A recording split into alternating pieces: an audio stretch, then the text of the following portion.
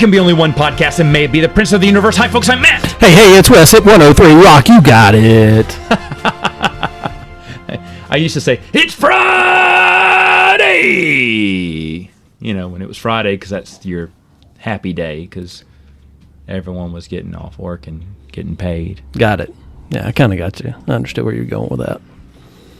Radio is the topic. That's why we're trying to use our radio voices. Our radio voices. So call today. Yeah, coming up next. Third caller gets 2 tickets to the Sasquatch Festival.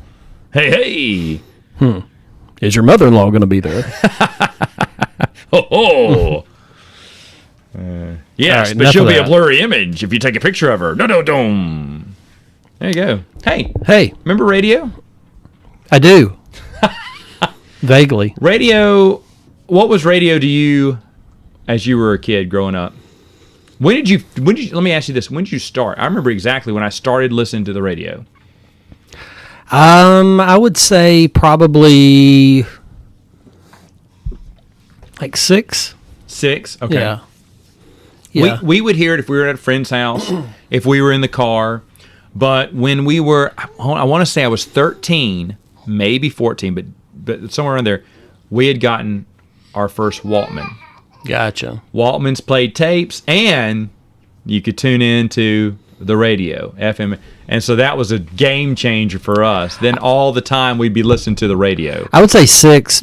Reason why is like my sister was 10 years older than me, and I can remember when she would go out and like lay out, she would have the boombox with her. Yeah. So, the boombox. Yeah. Very cool. Yeah. Very cool to have the boombox. So, yep. I had a little bit of a boombox. It had the one, of course I grew up with this one. You had the big, boombox with the tape that could record off the radio, which we would record. You'd record your favorite song when it came on and have your own special mixtape. And you were in Pep Squad and you did those for dances, right? No. No, got it. I did not. But one of the coolest things, and I can't find the tape. My brother kept it for the longest. But the radio station would go to a live beach concert, and they recorded what was going on, and it had all the big names at the time. Sure. And he recorded that concert, and we listened to that one because that was the live version of their songs, different from what you heard on their radio. Sure. And it was just so cool and so unique that look out, we have other guests here too, but it was like Bush and Better Than Ezra, 311, all the Weezer was probably there too, but it had all the big Welcome names to back in the day. 1996. That was it. Late 90s, Gotcha. Everyone from the late 90s was there. But I remember that was big for my brother to hit record, and he recorded the whole 3-hour It's hard concert. to believe that was even that was the thing to do. I guess the radio just it held on. At night they were there, and so why not? Yeah. Not many people are listening at night. They're usually watching their nightly broadcast or whatever's on TV. Right. But they said, okay, we're going to record. I mean, and to be honest, that was the coolest thing to listen to, was listen to that live concert. Sure. I remember sitting around at the house with the radio playing, we're going to have this. It's unavoidable right now. We got to watch the kids here. But anyway, though, what other memories do you have about the radio? I think mostly the radio was like when you would go to the mall or something back then, like in the definitely for like late 80s type thing, and like they would be doing a radio broadcast and they'd have the big like 18-foot boombox out there that they were like broadcasting in or something. They'd broadcast out of. Yeah. So you would have drag that. along the trailer, it had the label on. Sure. Giving away the free stickers, the free swag. Bumper stickers, all that nonsense. Cool at T-shirts. You always wanted a T-shirt. Yeah. Your favorite band. That was really, your favorite radio station. I still have some radio station T-shirts, I think. Still from Magic back in 106? do I have Magic 106? No. I have, for the radio stations I used to work for, I have some of those. But then Megan wanted the Sunny 98 Christmas T-shirt from a few years back, and I think we still got that. But the coolest thing I ever saw was a mini radio, like a mini just radio station with the little antenna and everything, and it looked like a little plastic boom box, but it stuck on that one station. They just tuned it to that one station, then encased it in a little box. Hardwired it. Yeah, hardwired. So it ran off battery. You could Sure. turn it on, turn it off. I was like, that is so smart because it's always tuned into that way, and you can't change it. Right. But I was like, I never saw anything like that before. I was like, wow, that was an interesting bit of swag. For sure. And I won actually with you, and you were part of this too. We were working at Cards, Coins, and Collectibles. Episode 1 had come out, and they were doing trivia on, I don't know, 102 or something. And every hour they're going to have a winner. Well, there was something. We were listening to the radio too. I think you were with me. I can't remember who was working with me this night. But they were like, who were the 3 people that said, may the force be with you? You know, something like it was Obi-Wan, Han, but the other one that no one was getting was General Jan Dodonna. He said that. But no one knew the actor. No one knew that character's name. And I was like going, that's who it is. I kept saying it. And I had already won earlier that afternoon. But you said, well, dadgummit, Cuckoo, if you know who it is, then go ahead and just call in. I went, no, I've already won. Can't you just use another name? I was like, well, yeah, I guess I could. And so I called under a different name, and I won it, and then I started calling under a different name every hour afterwards and won several times, won T-shirts, backpacks, all sorts of crazy stuff, hats. So I used to have the T-shirt and the hat. I don't know. I used to keep it just because I had the episode 1. Sure. Pepsi. It was sponsored by Pepsi too, and the backpack broke a long time ago. But yeah. So anyway, go ahead. So I just think that the radio for us obviously is a different generational thing, and it was I believe it was even phasing out, and it definitely phased out major into the 90s when all these smaller radio stations got bought up, and you took a lot of the individualistic talent out of their hands, and they became programmers. Exactly. It's definitely. Let me see. It was created in 1933, something like that. And radio's heyday was in the 30s and 40s. I'm sure sports before TV. Yeah. TV came out. That was its biggest. And of course, back then, I'm sure everyone's saying, "Oh, there goes radio." And of course, radio survived in other forms. 60s, 70s, I would kind of argue every decade it got less and less popular. Sure. The reason being, in the 80s, it faced its second one was that, you could buy records in the 70s, but you couldn't take a record with you in your car. You couldn't take a record with you while you were at the beach. Right. So you had to listen to radio. Radio was compactable and it was travel friendly, whereas records weren't. You had to sit in one place. Well, then out comes tapes.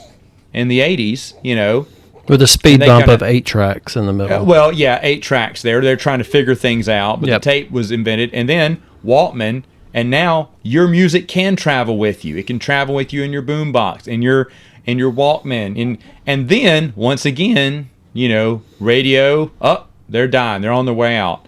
But they continued on, 90s, and even in the 2000s, that's when I was working at the radio station, late 2000s too. It was still somewhat relevant, but in the 2000s, it taken another hit because that was Napster.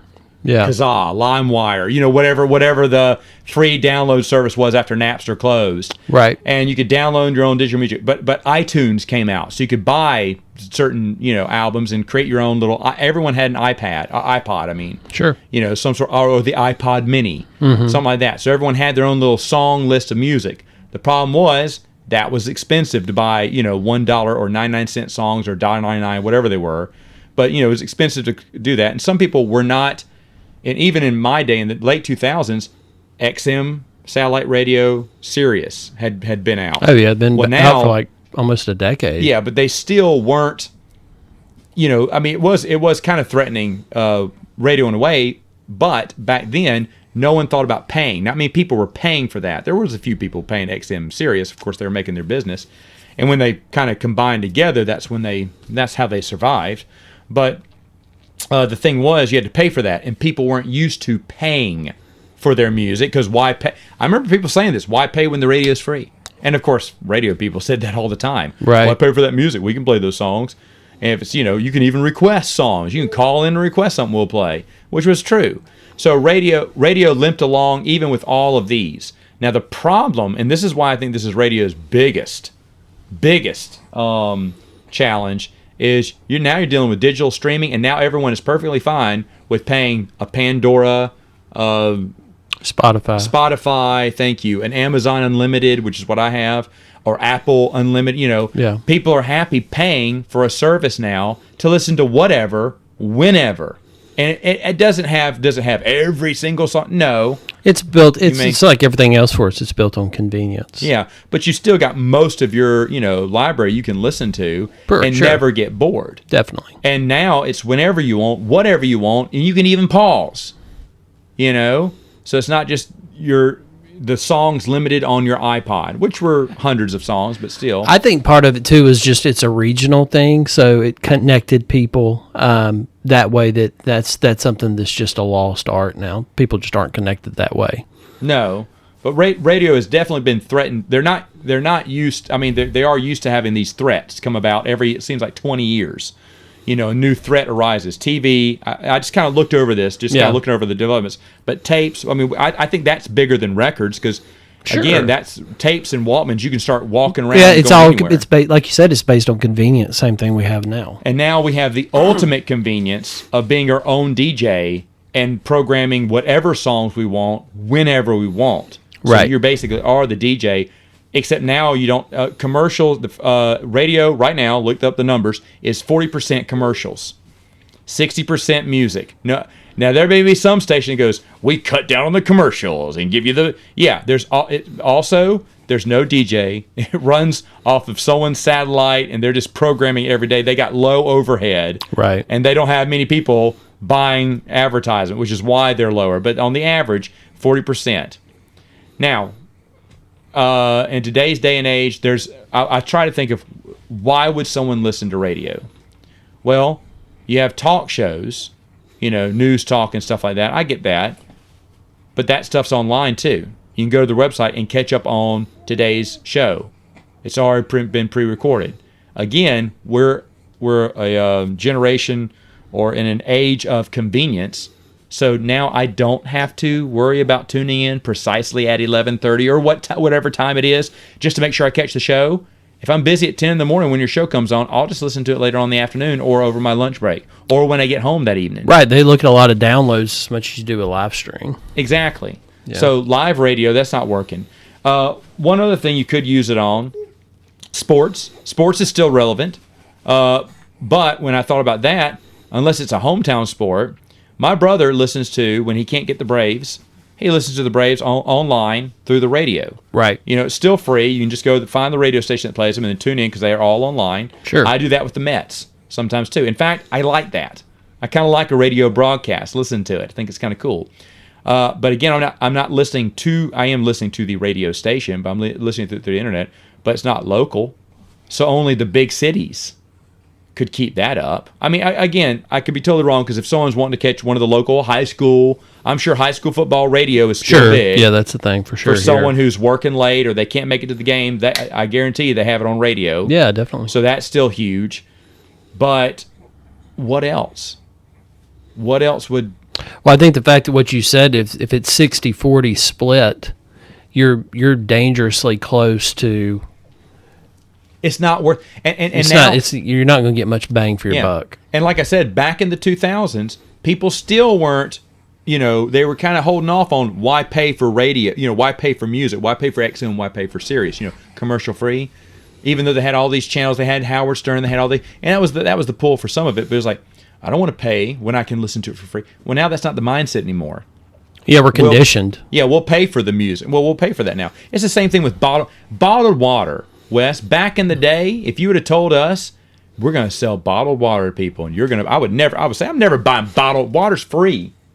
I don't want to buy no bottled water. Well, I knew that on one of your other podcasts, you talked about the prices of things and your inflation and how you were going to cut down on drinking sodas and all this. So, yeah, that didn't work. Yeah. Well, no, these were on sale. Okay. I just think it's a condition thing, and I think that the market has shifted so much, and it's you don't have a youth market, so it's going away. That's the other thing. You don't have the youth involved. Yeah. What young person is saying, I'm listening to the radio? It's Nobody. all people. I would say the youngest people are our age. Would you At say? best. I mean, late 30s at best. Yeah. Right? Yeah. Would be listening to it. I mean, we're young 30s, but still. But no, I don't think anyone younger is listening to the radio. I don't see why they would. I mean, No, again, I mean- sports, maybe. No, I think that what I had a point about this when you brought up the topic that there was this old TV show that came on in the late 70s, early 80s called WKRP, which was based on a radio station in Ohio. And one of the episodes is about this company recruiting one of the DJs, and part of the episode, it kind of entails part of the reason why he's being recruited is he's a minority. It's called Venus Rising. But a lot of it is, if you watch the episode, is he goes to like the office and he looks at everything, and it's basically this giant computer that's the size of, I don't know, a Forerunner. And they're like, oh, we don't really have DJs anymore. Everything is just pre-programmed. But it was such a foreshadowing because basically 10 years later, when all of these smaller radio stations got bought up by like Clear Channel and things like that, Right. it shifted the business model so much. But if anybody cares to watch old TV, it's interesting to see that because it is total foreshadowing what is around the corner. And you talked about in every 20 years, it totally gobbled that industry up 10 years later. Well, that's one thing. Now that I think about it, famous DJs, nationwide. They had the nationwide morning show. Sure. They're kind of gone now. Who was it? Kid Craddock? He died. Yep. A few years back. Yep. That was basically the last of the big ones, I would say. Right. A few others jumped ship a long time ago with XM and Sirius. Yeah. You know, Howard Stern. I can't remember their names. The two guys and stuff like that. Who would just go over to the I can't remember what they called, the Carr Brothers or whatnot. You know, they do a funny talk show about what's wrong with your car. They take callers. Oh, okay. You know, they passed away. Casey Kasem. Shoot, who didn't listen to Casey Kasem's Top 40? Well, yeah, and I think that was Saturday? the hook for everybody. Most people knew Top 40 radio in the 80s. That was the Do you hook. remember? I remember you'd sit there that Saturday before doing anything and you listen to see how far your song went, the song that you love the most. Did it make it to number one? Did it make it? And mine never did. But yeah, and I think that part of the shift of that was, for me, I'm 45. To me, listening to music is kind of, when I grew up on MTV, when I listen to music, I'm seeing it in my head.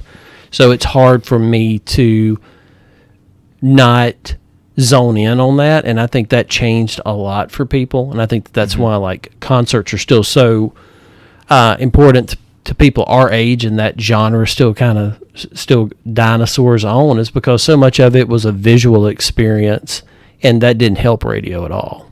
No, it doesn't. But I'll tell you what, concerts have probably gotten bigger since then because everyone wants to see their art. And artists are to me, it seems like there's a lot more concerts than what there used to be. People tour a lot more because there's big money to be made. There's no money to be made on records. There isn't anymore. No, there isn't. You can get what you get. Nobody's going to sell a million records anymore, and that was something that was.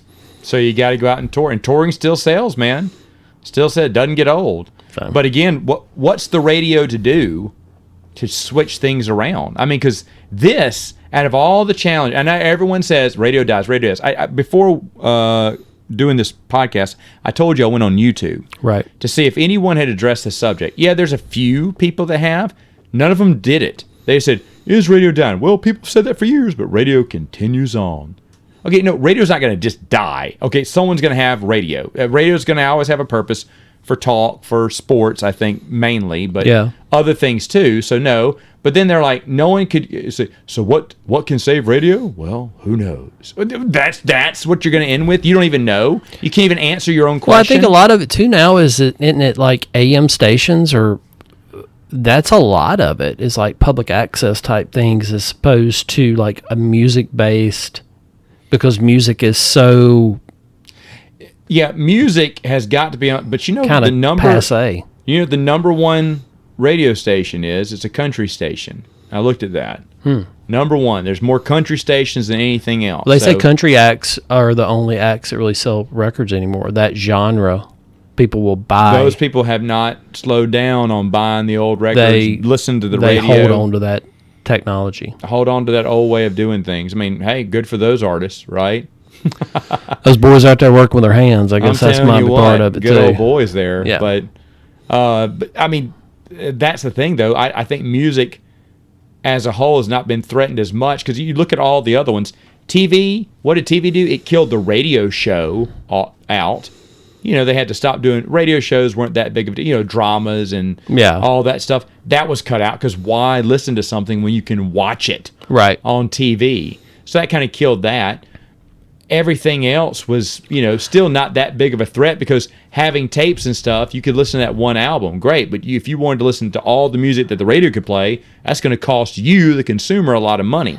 I think the thing with sports now is, in the past few years with the pandemic has shifted everybody to kind of revisit things and things of that nature.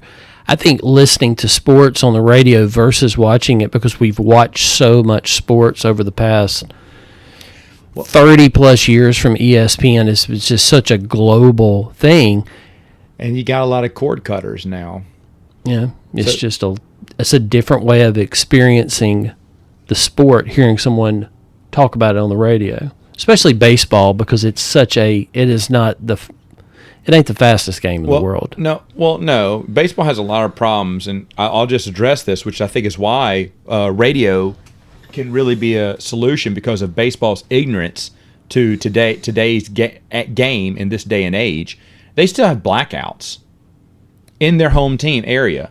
Now, that's because they want you to come to the stadium, right? And so unless the game is sold out, the game's going to be blacked out in the whole region. Right. Not the city, but the whole region. Right. That's stupid. First off, you're not getting any fans. Fans are the kids who get to watch TV and watch their favorite team play, and then they say, I want to go to the stadium one day and watch these people live. I mean, that's the whole point. Right. And parents will take their kids. Yeah, alienates your consumer. They alienated the young out there, but the only way you can listen to it now is through radio. They don't have blackout for radio, so that's how people have to listen to it. If they really are the diehard fans. Right. Because even getting Major League Baseball extra innings, it will black it out in your area. It used to piss people off all the time when we sold that with DirecTV. Like, hey, I'm still not able to get you said I could get every game. Well, blackouts restrictions always apply. Yeah. I got this game so I could watch the Mets. I live in New York. Sorry. Yeah. They got that, they got wrapped up. You can't do it. And it sucks. It's a stupid thing that Major League Baseball has done to kill off new fans. Because, I mean, I don't know about you, I watched baseball growing up with Dad. Dad always had a game on, in the summer, or during the season. There was always a game on that night. I'm used to listening to a baseball game before bedtime. That's kind of an old tradition in the house. Now, I became a Mets fan because the Jackson Mets were I think the whole podcast medium has helped deteriorate radio too. Podcast too, and that came around the 2000s. Yeah, so I think that it didn't get popular till the past 10 years. Podcasts have smoked radio, because I listen to way more podcasts than I do music. Most time when I listen to music, if I'm at the gym. But at the same point, I listen to a lot of podcasts while I do that too. That's a question you can ask anyone today, just like their favorite restaurant. Say, hey, what podcast do you listen to? Everyone, I think most people would have an answer to that. Yeah, exactly. Because I listen to podcasts. Megan listens to a podcast, one or two of them. I mean, so we all listen to podcasts now. So I think that's a lot of where that you're picking the bones now off the radio. Yeah, that's what I said. I said news radio, not needed, because I can always just download, stream it later, or listen to someone who else is going to talk about it whenever I can listen to it. Right. Again, gone are the days where, like the DVR and streaming, basically. Streaming's killing cable. Why have to watch it live or make sure my DVR catches it? I have to program it. God forbid they don't change the channel, the electricity goes out, because then I won't be able to get it. I can't record it. But now everything's streaming. So just subscribe to that streaming service that you're interested in. Nowadays, just for 1 month, just to what you want to get, and then move on. I think the radio overall, though, just took a big turn when you took the character side of DJs out of it, because personality sells a lot of that. Yes, it does. I think, you do enough podcasts where there's a certain vibe that you're going to have in your podcast, which either endears you to the 29 people that listen to it or maybe 39 people if they really like it. So I think that a radio now, like a lot of big form media, is very vanilla. Because it's so many, it's owned by such a big company, they are not going to do anything to rock the boat. Big names, people do not forget. I would gather to say that at least 60% of people in this area know who Chuck Redden is. Dude hadn't been on the airwaves in decades. Yeah. But people remember that name. He was a character, right? In a way.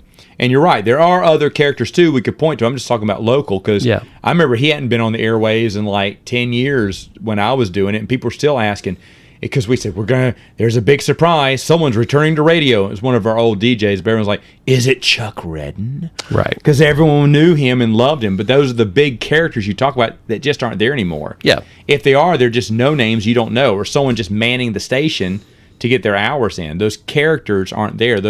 Everyone tries to do their, and I have a lot of good friends who do radio, and they still do it. That's fun. I'm glad. I like radio. I don't want it to die. I had fun being that when I was a DJ, sub-in DJ. Right. I had a lot of fun, and my buddy just got a radio station, and is asking me. He wants to make it more of the old. He wants to bring back the old school drama, radio dramatizations and stuff. And he wants me to write for him. And I was like, okay, yeah, we'll talk about it.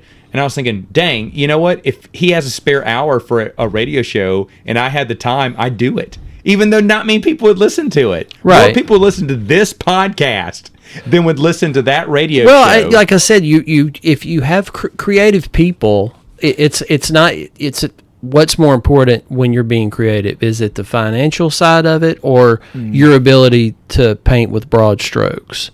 And I don't think that radio in the past 30 years has been conducive at all to anyone that pushes the envelope. I mean, that's why Howard Stern was so successful, because then people slowly followed that style. Mm-hmm. But, now he is pretty dialed back too. Right. And no, you're right. And overly creative people have moved on to a medium like podcasting, where that's where all the creativity is gone. Yeah, now. you're gonna get a lot more. You can do a show 5 days a week, and you're doing it from your house, and it's not in a. So everything has just changed drastically, and it's more conducive to getting talented people to do it.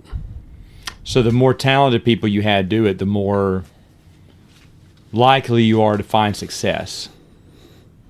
I mean, you got to get a character, and they got to have a following. Right, but they have to be able to. You have to have a variety of that, because you can say, "Oh, well, I like this one better." It's like your favorite baseball player or whatever that is. But if everybody kind of is the same, you don't really have anything. You're just an army. That's true. And not the KISS Army. That's true. Well, I was trying to get the numbers to the last Princes of the Universe, and I have... If it was one with Bruce on it, I know it didn't do 47, and I have 30 from when my little nephew did it, and I just realized that did not hit YouTube. I did not post that episode on YouTube, and it got 30 views, because it goes on iTunes too. Yeah, I listened to it. But, yeah, wow. Okay.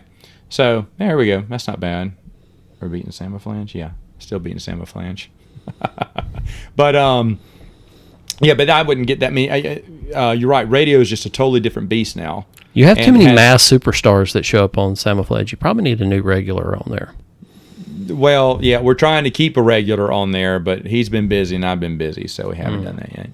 So here we have you basically, and then Bruce every once in a while when he can do it. Maybe you'll need to streamline your business practice. Maybe so. Like your family tree we discussed earlier. Well, people like this one because we've talked more Star Wars on it than the other one. The other one doesn't get much Star Wars talk, so that's probably why. Gotcha. But part of the Star Wars Illuminati, yeah. Right? You're part of? Yes, exactly. Right. Exactly. So if you spell EU backwards, is it something that we aren't supposed to understand? Is it UE? Is that the Star Wars Illuminati? I can't say anymore.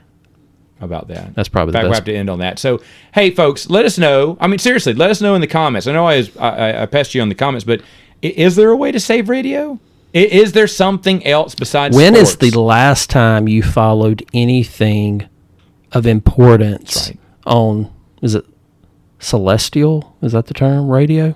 I guess, whatever. Okay. Your regular radio, when was the last time? Do you still listen to it in the car? I wonder that. I don't even do that. Right. Do you remember getting a new car or your next car, and then the first thing I do is program all my Oh, favorite yeah, stations? sure. Yeah. Yeah. And then I think I got my last car I bought was in 2012, my car, and I programmed all the stations. But when I got a new battery in it 4 years later, didn't even bother by then. It was all streaming by then. So, Toothpaste out of the tube. yep, there you go. All right, folks, we'll see you next time on Princes of the Universe.